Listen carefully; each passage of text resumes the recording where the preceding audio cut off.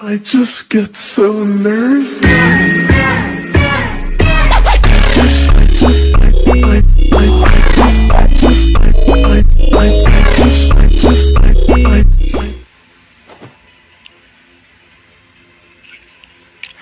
So hi guys, இன்றைக்கி நம்ம மறுபடியும் பிஆர் ரேங்க் தான் போக போகிறோம்.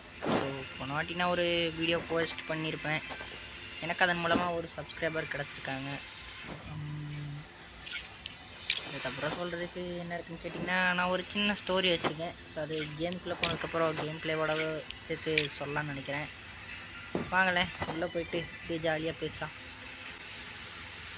அவ்வளோதான், லோட் ஆயிடுச்சு. நம்ம இனி லாபிக்கு போயிடுவோம். எப்படி ஆரம்பிக்கிறது? ஒரு குட்டி ஸ்டோரி கைஸ், ஒரு குட்டி ஸ்டோரி.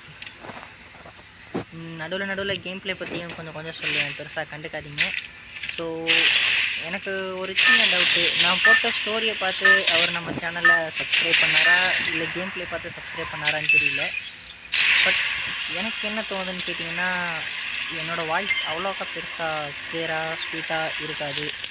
இருந்தாலும் எனக்கு ஒரு சில விஷயங்கள் தோன்றதை உங்கள்கிட்ட ஷேர் பண்ணணும்னு தோணுது. அதனால தான் இந்த யூடியூப் சேனலை ஆரம்பிச்சிருக்கேன். அது தப்பில்லைன்னு தோணுது. எனக்கு நீங்கள் சப்போர்ட் பண்ணிங்கன்னா கொஞ்சம் சந்தோஷமாக ஹாப்பியாக இருக்கும். சப்போர்ட் பண்ணுவீங்கன்னு நம்புகிறேன்.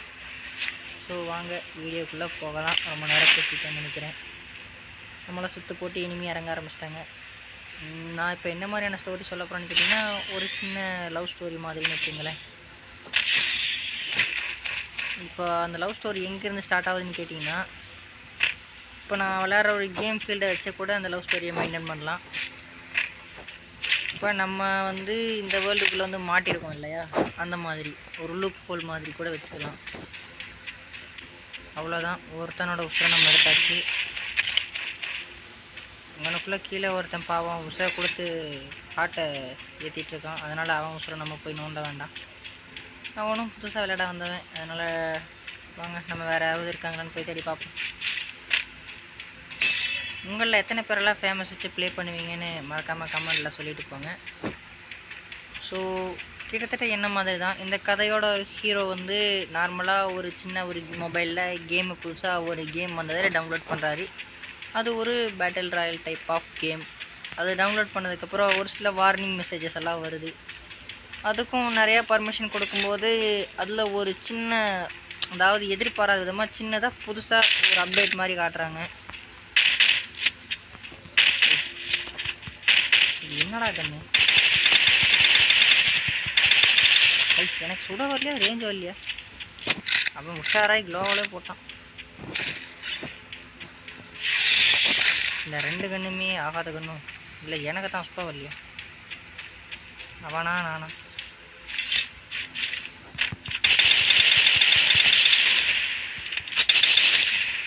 ரேஞ்சு தான் கைஸ் பிரச்சனையாக இருக்குது. அக்யூரசி அவ்வளோதான், அவன் முடிச்சாச்சு. ஓகே, நம்ம கதையை கண்டினியூ பண்ணலான்னு நினைக்கிறேன். ஸோ அப்படி நம்ம ஹீரோ எல்லாத்தையும் ஓகே கொடுத்து அப்செட் பண்ணிவிட்டு நார்மல் கேமாக தான் இருக்கும்னு சொல்லிட்டு விளையாடுறான். இது எப்படி சொன்னீங்கன்னா, ஐ பவுச்சா சாரி வாய் கொஞ்சம் ஸ்டக் ஆகுது. ஐ பவுச் தெரியுமா? இந்த நைட்டெல்லாம் தூங்கும்போது நிறையா பேர் கண்ணில் போடுவாங்க இல்லையா, அது மாதிரி ஒரு விஆர் கேம் செட் அது. ஸோ நம்ம ஹீரோ அந்த மாதிரியான ஒரு விஆர் கேம் செட்டை வாங்கி போட்டுட்டு தான் இந்த கேமை ப்ளே பண்ணுறான். ஸோ அப்போ ஒரு சின்ன கிளிச்சு மாதிரி வருது. நம்ம ஹீரோ நிறையா கேம் விளையாண்டுருக்கிறங்காட்டி இதை பெருசாக கண்டுக்கலை. சரி இது நார்மல் கிளிச்சு தானே அப்படின்னு சொல்லிட்டு எக்ஸ்ட்ராவாக ப்ளே பண்ணுறான். அப்போ தான் நம்ம ஹீரோவுக்கு கேமில் ஒரு சில இடங்களில் இது ரியலிஸ்டிக் கேம்னு சொல்லி போட்டிருந்ததுக்கு மேலேயும் ஓவர் ரியலிஸ்டிக்காக இருக்கிற மாதிரி இருக்குது. எப்படின்னு கேட்டிங்கன்னா, உதாரணத்துக்கு எனிமி அட்டாக் பண்ணும்போது அவனுக்கு உண்மையிலேயே கை காலெல்லாம் ரொம்ப அந்த புல்லட் இறங்குற இடம்லாம் ரத்தம் அப்படியே தெரிக்கிற ரியலிஸ்டிக்காக தெரியுது. அதே நேரத்தில் அந்த பெயின் அவனால் ஃபீல் பண்ணவும் முடியுது. ஃபஸ்ட்டு நம்ம ஹீரோ அப்போவும் நம்ம ஹீரோ திருந்தலை. வாவ், இந்த கேமில் உண்மையிலே பயங்கரமான எஃபெக்டெல்லாம் கொடுத்துருக்காங்க, இந்த அடியெல்லாம் சும்மா பயங்கரமாக விழுகுது, வேறு லெவல் கேமு அப்படின்னு சொல்லி நினச்சிக்கிட்டு இருக்கான். அந்த கேமோட சீரியஸ்னஸ் அப்போ அவனுக்கு புரியலை. அப்படி இருக்கிற பட்சத்தில் ஒரு கொஞ்ச நாளெல்லாம் போகுது. அப்புறமா நம்ம படிப்படியாக ஹீரோ இந்த லைஃப்பை விட்டு வெளியே போக முடியாது. அதாவது இதில் கிரேடெல்லாம் இருக்குது, அதெல்லாம் நம்ம கம்ப்ளீட் பண்ணணும். நம்மளோட ரேங்க் ரொம்ப ஹையர் லெவலுக்கு போனதுக்கப்புறம் தான் இந்த கேமை விட்டு வெளியே போக முடியும், நம்ம ரியல் லைஃப் என்ஜாய் பண்ண முடியும்னு நினைக்கிறான். அப்போ வந்து அந்த கேமில் வந்து புதுசாக ஃப்ரெண்ட்ஸ் ரிக்வஸ்ட் எல்லாம் அப்செட் பண்ணுற அளவுக்கு அவன் லெவல் ஆகிட்டான். ஒரு 20 லெவல் வரைக்கும் வந்துட்டான். ஸோ 20 லெவல் வந்ததுக்கப்புறம் நம்ம ஃப்ரெண்டுங்க எல்லாம் கூப்பிட்டு விளையாண்டு பார்க்கலாம், யாராவது நம்மளை மாதிரி இந்த கேமுக்குள்ள வந்துருக்கிறாங்கன்னு பார்க்கும்போது அவனோட க்ரஷ்ஷு, ஸ்கூல் க்ரஷ், எப்படி ஸ்கூலில் வந்து அவனோட ஒன்றா வந்து அவனுக்கு ரொம்ப பிடிச்ச ஒரு பொண்ணு வச்சுங்களேன். பார்க்க கொஞ்சம் அழகாக க்யூட்டாக லைட் ஒயிட் கலரில் கொஞ்சம் பஃபியாக இருக்கும் அந்த பிள்ளை, அந்த மாதிரி வச்சுக்கலாம்.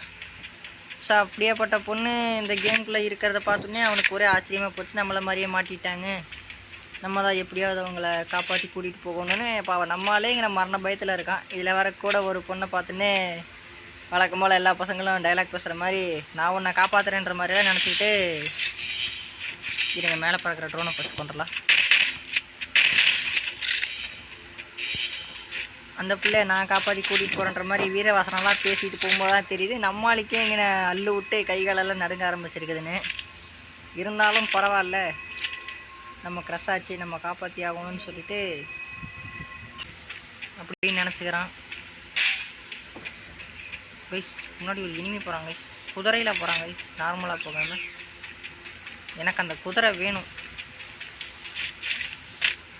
ஸோ அப்புறம் கொஞ்சம் கொஞ்சமாக அந்த பிள்ளைக்கிட்ட வந்து ஃபஸ்ட்டு வந்து 2 பேரும் வந்து ஸ்ட்ரெயிட்டாக ரிக்வஸ்டெல்லாம் அப்செட் பண்ணல. இந்த மாதிரி நார்மல் ஆடும்போது எனிமி சைடு இருந்து வந்த பிள்ளை, அதாவது ட்ரையல் மேட்ச்னு அதில் ஒரு செப்பரேட்டான ஒரு லெவல் இருக்கும். அதாவது வந்து தனித்துவமான மேட்சஸ் இருக்கும். அதாவது நம்ம வந்து அது எப்படி சொல்கிறது உங்களுக்கு, இப்போ நம்ம கேமில் பிஆர் சிஎஸ் இருக்குது இல்லையா, அந்த மாதிரியான ஒரு டைப் ஆஃப் ஃபீல்டுன்னே கூட சொல்லிக்கலாம். கேமிங் ஃபீல்டுன்னு அதுக்கு நேம் வச்சுக்கலாம். இனிமேல் அந்த மாதிரியான ஒரு கேமிங் ஃபீல்டு, அதுக்குள்ளே போனோம்னா நம்ம வந்து உசுருக்கு எதுவும் ஆகாது, பட்டு பெயின்ஃபுல்லாக இருக்கும். ஜெயிச்சா அதுக்கான ரிவார்டு வந்து 1 லெவலு. ஸோ செகண்ட் டைமாக அந்த கேமை வந்து அந்த ஒரு லெவலை ட்ரை பண்ணும்போது தான் நம்ம ஆளுக்கு வந்து ஒரு புது ஃப்ரெண்டு கிடச்சிருப்பாங்க. அவன் வந்து ஒரு பையன், அவன் வந்து சரியான வந்து எப்படி சொல்கிறது, சரியான வாயாடின்னு கூட வச்சுக்கலாம்.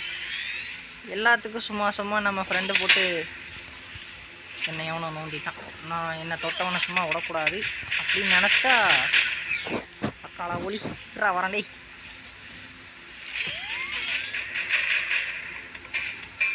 நம்ம இப்போதைக்கு இந்த இடத்துல இருக்கான்னா ஓடிடுவோம். ஏன்னா புல்லட் விழுக மாட்டேங்குது.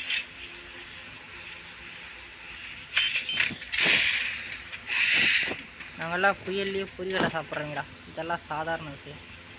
ஐயோ இருக்கிறது ஒரு உசுறு போச்சுன்னா சுடலை சோழி முடிஞ்சிடும். இருங்கய்யா, நம்ம இந்த ஒரு உசுரை இன்னொரு உசுராக மாற்றிக்கலாம். நமக்கு இன்னும் கூட 100 லெவல் முடிகிற வரைக்கும் இந்த கேமில் இருந்து வெளியே போக மாட்டோம். அதனால் வந்து நம்ம ப்ளே பண்ணி தான் ஆகணும், நமக்கு வேறு வழியே கிடையாது. சீக்கிரமாக போகிறக்கு ஏதாவது வழி இருக்கா, சுற்றி முற்றி பார்ப்போம். வேறு வழி இல்லைன்னா ஸ்ட்ரீட்டாக ஜோனில் தான் ரன்னிங் ஆகணும். இப்படி ஜோன் ஒரு 1 கிலோமீட்டர் தூரம் இருக்கும் போல் இருக்குது. இது உள்ளே போயிட்டு பார்க்க கைஸ் சொல்லியா பாதி வந்தாச்சு. மறுபடியும் ஜோன் சிங்க் ஆகிடுச்சு. முன்னாடி வந்து இருங்க 1 செகண்ட். ஐயோ வறுமைடா, எனக்கு நானே ஆப் வச்சுக்க மாட்டேன், அது மட்டும் நல்லா தெரியுது. ஜோன் பஃப் அதை வச்சுக்கலாம். இது ஜோனில் ஓடும்போது கொஞ்சம் நமக்கு சக்தி கொடுக்கும், வேகமாக வர்ற மாதிரி.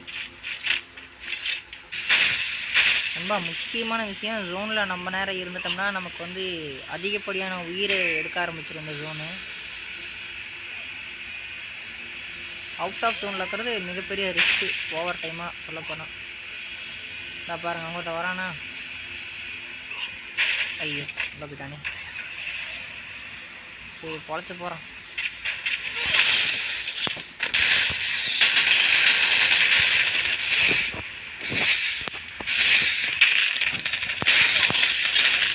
கவலைப்படாதீங்க, நமக்கு இன்னொரு உயிர் இருக்குது. நம்மலாம் மீண்டும் பிறந்து வருவேடா பார்த்திபாங்கிற மாதிரி மறுபடியும் வரலாம்.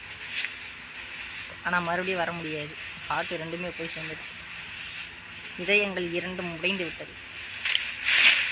ஐஸ் கவிதை சொல்லட்டா, இதயங்கள் 2ம் சிதறினாலும் என் மனம் உன்னை தேடும்.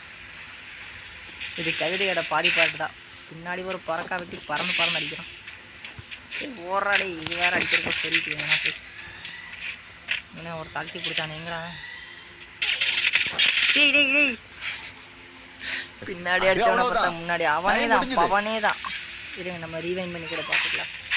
அவனும் ஒருத்தன் வாயில விட்டு வைக்கணும், அவ்வளோதான் முடிஞ்சு. பவன் கல்யாண் கிட்ட அனுப்பிட்டாங்க. சரி வாங்க நம்ம வெளியே போகலாம். ப்ரோ ஸ்டோரி என்னாச்சுன்னு கேட்டிங்கன்னா அது அடுத்த வீடியோவில் கண்டிப்பாக கண்டினியூ பண்ணுறேன். ஸோ புதுசாக யாராவது பார்த்துருந்தீங்கன்னா புதுசாக தான் பார்ப்பீங்கன்னு தெரியும். மறக்காமல் அந்த லைக் பட்டனை ஒரு காமிட்டிட்டு முடிஞ்சால் சப்ஸ்கிரைப் பண்ணி ஆளில் போட்டிங்கன்னா நம்ம கதை டெய்லி வரும். மிச்ச ஸ்டோரியை கண்டிப்பாக அடுத்த வீடியோவில் கண்டினியூ பண்ணுறேன். இவ்வளோ நேரம் பார்த்தவங்களுக்கு ரொம்ப ரொம்ப ரொம்ப ரொம்ப நன்றி. நெஞ்சார்ந்த மனமார்ந்த நன்றிகள். நீங்கள் இல்லைன்னா இவனுங்க வேறு, நீங்கள் இல்லைன்னா நான் இல்லை. ஸோ உங்கள் சப்போர்ட்டுக்கு ரொம்பவும் நன்றி. போயிட்டு வரேன்.